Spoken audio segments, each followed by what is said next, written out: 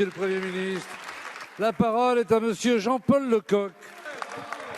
Merci, Monsieur le Président. Monsieur le Ministre, l'accord signé par les deux dirigeants israéliens, Benny Gantz et Benjamin Netanyahou, pour conduire les affaires de leur pays, ne peut pas nous laisser indifférents.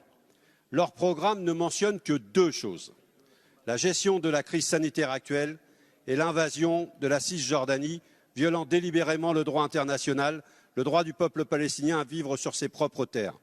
Vous avez déjà, Monsieur le Ministre, condamné avec des mots cet accord.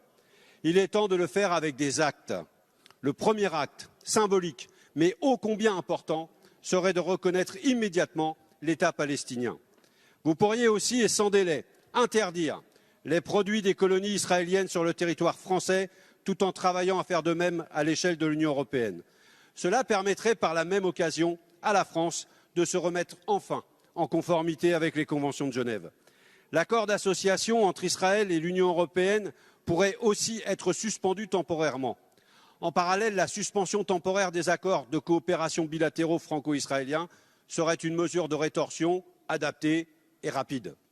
Vous pourriez également mettre fin temporairement à la coopération militaire et sécuritaire avec l'État d'Israël.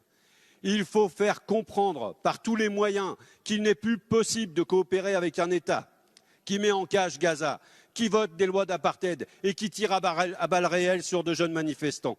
Enfin, la France pourrait soutenir plus fermement et publiquement la Cour pénale internationale dans son intention d'ouvrir une enquête sur les crimes de guerre commis en Palestine par Israël.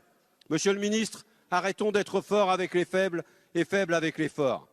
C'est l'impunité d'Israël qui pousse son gouvernement à aller toujours plus loin dans la violation des droits humains et du droit international. Agissez tout de suite, vous en avez la responsabilité historique.